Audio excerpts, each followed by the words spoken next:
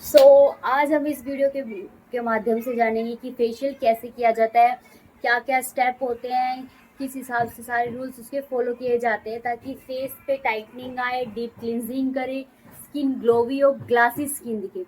तो मैं आपको एक बात बताती हूँ, फेशियल सारे जो होते हैं वो ऑल स्किन टाइप्स होते हैं। कोई भी फेशियल रिकमेंडेड नहीं होता है कि आप स्किन पे कर सकते हो या फिर स्किन पे यूज कर सकते हो। वो सिर्फ ब्लीच और D10 में होता है कि आपको स्किन के अकॉर्डिंग करना होता है। अदरवाइज फेशियल आप कोई भी स्किन पे कर सकते हो। मैंने बहुत सारे वीडियोस में देखा है कि बहुत सारे जो व्यूअर्स हैं वो ये बताते हैं कि ये जो फेशियल होता है ये स्किन के लिए होता है, ये फेशियल स्किन के लिए होता है। बट ऐसा कुछ नहीं होता। जब कंपनी ही इस चीज़ की बात नहीं करती है कि आप स्पेशली ये जो फेशियल वो बना रही है वो ऑयली स्किन के लिए, ड्राई स्किन के लिए, कॉम्बिनेशन स्किन के लिए या सेंसिटिव स्किन के लिए, जब तक कंपनी ही इस चीज़ का दावा नहीं करती है तो हम खुद से कोई भी चीज़ कैसे सजेस्ट कर सकते हैं। हम कैसे ये दावा कर सकते हैं कि ये चीज़, ये जो प्रोडक्ट हम यूज़ करें स्पेसिफिक ऑयली स्किन के लिए है। तो ऐसा कुछ भी नहीं होता। हमें ऑयली स्किन पे काम, कॉम्बिनेशन स्किन पे काम, ड्राई स्किन पे काम, सेंसिटिव जो स्किन होती है उस पे काम करने का वे आना चाहिए। अगर आप वे से कर सकते हो तो नॉर्मल से नॉर्मल, बेसिक से बेसिक फेशियल से आप बहुत ही अच्छा फेशियल ग्लो ला सकते हैं। तो ऐसी कुछ भी चीज़ नहीं है कि आप अगर महंगा फेशियल करवाते हो तो आपको अच्छा रिजल्ट मिलता है, अगर आप सस्ता करवाते हो तो अच्छा रिजल्ट नहीं मिलता है। तो बेसिकली मेरे पास सबसे ज़्यादा यूज जो होने वाला फेशियल होता है पर्ल होता है। पर्ल जो फेशियल है वो मेरे पास बहुत ज़्यादा बेस पे यूज़ होता है। एक रेड वाइन है, एक पर्ल जो बहुत ज़्यादा बेसिक भी चीज़ पे यूज़ होता है। और सही बताऊँ, मैं ये जो फेशियल है हर स्किन पे करती हूँ और हर स्किन पे इसका रिजल्ट बहुत बहुत ज़्यादा अच्छा आता है। तो ऐसा कुछ भी नहीं होता। जब कंपनी खुद एक कोई भी चीज़ कंफर्म नहीं करती है, नहीं दावा करती है कि वो किस चीज़ के लिए बना है, तब तक हम कोई भी चीज़ कैसे कह सकते हैं। सो तो आज मैं आपको बताती हूँ जो मैं फेशियल करती हूँ उसके स्टेप किस तरीके से होते हैं, कौन सा रूल फॉलो करूँगी जिससे स्किन आपकी ग्लोवी दिखे। तो मैंने जैसे कि आपसे बात की है, मैं पर्ल फेशियल यूज़ करती हूँ। मैं आपको उसकी किट दिखाती हूँ। मैं 5 स्टेप वाली किट यूज़ करती हूँ। तो ये मेरे पास 5 स्टेप की किट है। तो इसमें बताती हूँ मैं, आप हमारे पास आता है इसमें cleansing, scrubbing, gel, cream and pack. तो सबसे पहले हमें नॉर्मल पानी से सामने वाली क्लाइंट का फेस क्लीन करना होगा, क्योंकि जो नॉर्मली डस्ट से आती है वो चीज़ हम उसको रिमूव करें। तो पहले वेट गीले पानी से वाइप्स की मदद से हमें फेस को क्लीन करना है। इसके बाद हमें क्लींजिंग लेनी है अपने इन हाथों से। सिर्फ इतने पोर्शन से हमें अच्छे से फेस को क्लीन करना है ताकि जो डस्ट वगैरह है जो अभी क्या है वो उसको रिमूव हो सके। उसके बाद जो क्लिंजिंग होती है वो हमारी मोस्टली 3 से 4 मिनट की होती है, इससे ज़्यादा नहीं करेंगे। इससे ज़्यादा अगर हम करते हैं तो वो चीज़ स्किन के अंदर अब्जॉर्ब होनी स्टार्ट हो सकती है। तो नॉर्मल तौर पे भी अगर आप कभी भी क्लिनजिंग करते हैं या फेस वॉश वगैरह को यूज़ करते हैं, उसे 3 से 4 मिनट से ज़्यादा यूज़ मत करो। अगर इसे ज़्यादा करोगे तो वो आपकी स्किन में अब्जॉर्ब होना स्टार्ट कर देगी। तो पहले हमें क्लिनजिंग करनी है जो कि 3 से 4 मिनट की होगी। उसके बाद हमें स्क्रबिंग करनी है। स्क्रबिंग हमेशा इन टिप्स की मदद से होगा। कभी भी अगर आप स्क्रबिंग इन हाथों से करोगे तो स्किन बहुत ज़्यादा छिल जाएगी, रेड आ जाएगी, बहुत ज़्यादा उसको स्किन प्रॉब्लम हो सकती है। तो स्क्रबिंग हमेशा सेल्फ करो या किसी दूसरे का करो, अपनी इनकी मदद से करनी है।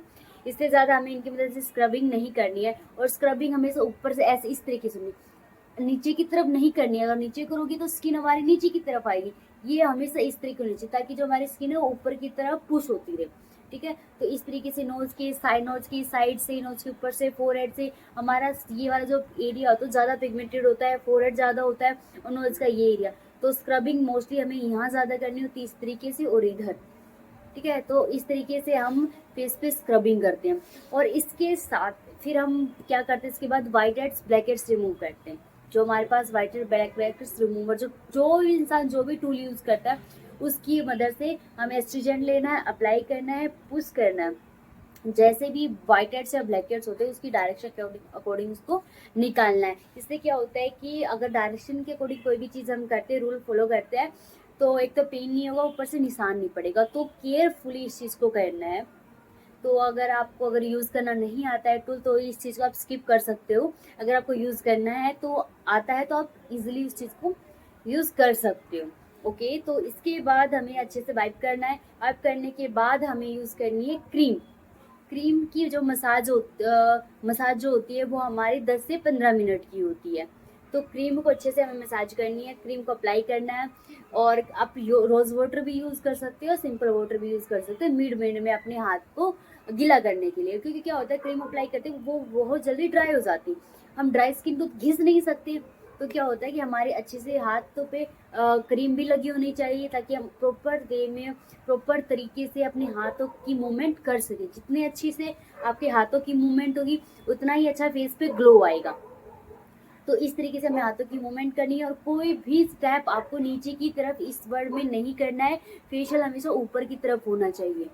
तो फेशियल की जो मेन जो मसाज होती है और एक उसमें क्या होती है पॉइंट्स होते हैं, तो दोनों चीज़ों में डिफरेंस होता है कि प्रेशर पॉइंट अलग होती है और मसाज अलग होती है।